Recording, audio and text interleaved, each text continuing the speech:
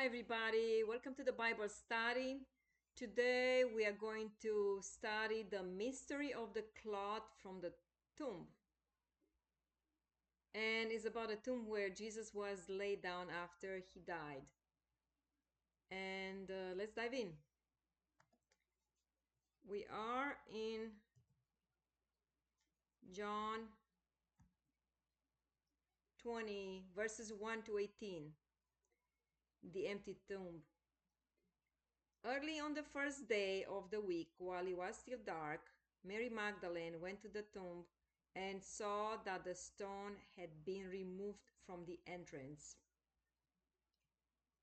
So she went the first day, early on the first day of the week, which Saturday is the end of the week in Jewish. Pretty much is they celebrate Shabbat, and so she went while it was still dark.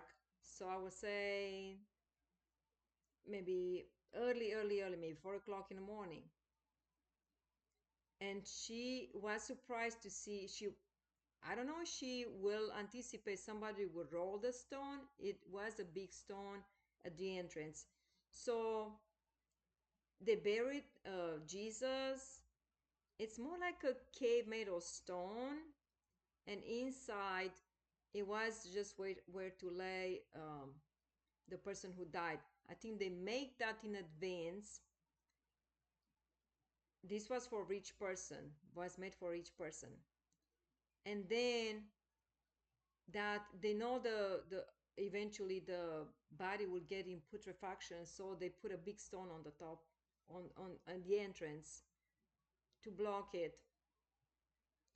I'm not sure what Mary Magdalene was thinking of, like who's going to roll that big stone. She was not able to do it, but she, for her surprise, they were like soldiers staying at the front of the tomb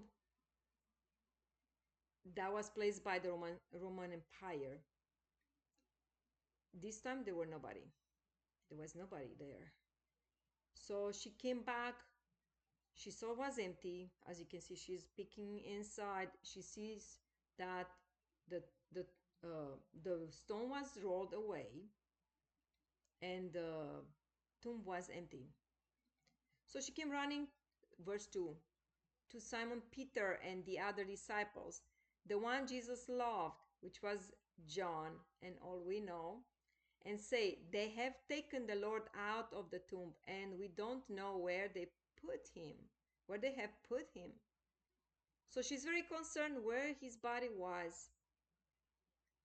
I know they embalm, and I'm not sure they go certain like 3 days in the row. I know was Shabbat time, they celebrate differently. And was also Passover, like a Jewish Passover as it was in the time of Moses. So after all that, she came, I think, to embalm more, to put more oils and all that when this happened. Verse 3, so Peter and other disciples started for the tomb. Both were running. But the other disciples, which is John, he probably was in better, I guess, outfit. He was much fitter than Peter. I'm just saying. Outran Peter and reached the tomb first. He bent over and looked in at the strips of linen laying there, but did not go in. So he didn't step in, just saw the linen hanging there out in the tomb. He didn't go in. He just bent a little bit to see what was, if it was right, what Mary Magdalene said. Verse 6, then Simon Peter came along behind him and went straight into the tomb. So both of them, they are a little bit, like, okay, he saw the strips of linen laying there, as well as the cloth that has been wrapped around Jesus' head. So both of them, they see the linen. That Usually the linen is around the person after they die. They put linen all around, like strips of linen embalmed with some specific oils, very very aromatic, very smelling, nice smelling oils around. Is to preserve the body, I believe. And was that was the custom in that time. But pay attention now, as it says here in verse 7, as well as the cloth. So they saw as well as the cloth that has been wrapped around Jesus' head. They saw that. The cloth was still laying in its place, separate from the linen. So the linen was in one place, the cloth was in separate place beside each other, of course, but they were separate. Just say the linen was at the end and this was at the front. Okay. This is the mystery in here. Okay. So we just keep going. Finally, the other disciples who had reached the tomb first also went inside. He saw and believed, and this was John. They still did not understand from the scripture that Jesus had to rise from the dead. Then the disciples went back to where they were staying. We go back in verse 8, towards the end of it. It says that the disciple, which was John, he saw and believed. Okay, the mystery here about the cloth. The cloth was wrapped, as you can see in the picture I put over there. It was wrapped. It was folded. It was folded. The one that was around the Jesus face, it was folded like that.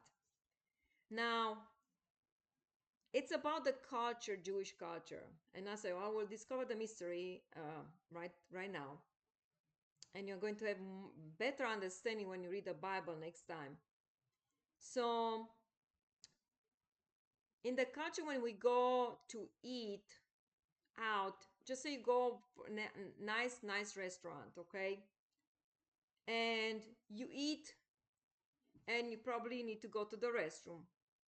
So, you're going to put the fork and the knife beside the plate, and because you still have food in the plate, right? And you go and come back.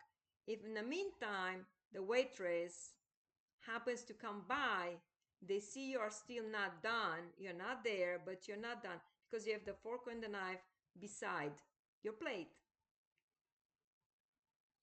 And when you're done, just say if you have to go to the bathroom when you're done and you put the fork and the knife in the plate, the waitress know you are done with the food and they will come and take it away, even though you're not there. I hope they do that.